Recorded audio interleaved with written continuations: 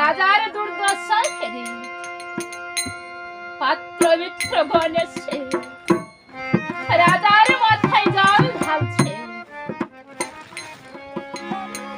অনেকক্ষণ পর রাজা জ্ঞান ফিরে পেয়ে পুত্র শোকে উন্মত্ত পাগলের মতো ছুটে বেড়াচ্ছে আর বলছে, ওরে দুষ্ট বিবেচন, আমার প্রতি তোর এতটাই ক্রোধ, শেষে কিনা তুই আমার পুত্র ইন্দ্রজিৎকে হত্যা করে পুত্র হত্যার আগুন জেলে প্রতিশোধ নিয়েছিস। তবে তুই হয়তো ভেবেছিস যে ইন্দ্রজিতের মৃত্যু সংবাদ শুনে আমার মৃত্যু হয়ে যাবে, তবে তার আর বাকি রইল বাকই। আমার মৃত্যুর আগে তোর মৃত্যু আমার হাতে তুই একবার ভাবতে থাক, আমি মারছি। এই বলে রাবণ তখন কি করেছে, আর ওই এত বলি নীল রাবণ ও ঘরে ঘরে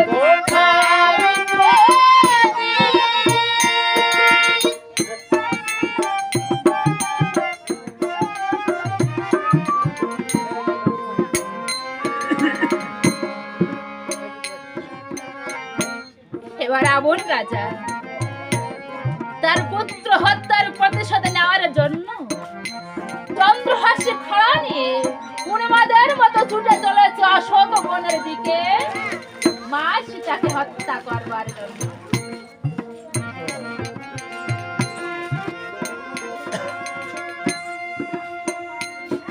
এদিকে পুত্র হারা মন্দাদরি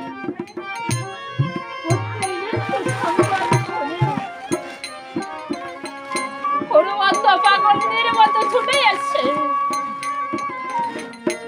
রাজা দশাননের কাছে এসে বলছো, প্রভু অন্যায় তুমি করো না প্রভু। কেননা এই মা সীতাকে হত্যা করা এ যে তোমার পক্ষে কোনো কালে সম্ভব হবে না প্রভু।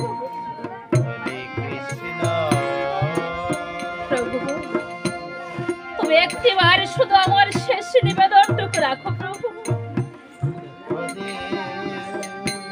এবার রাবণ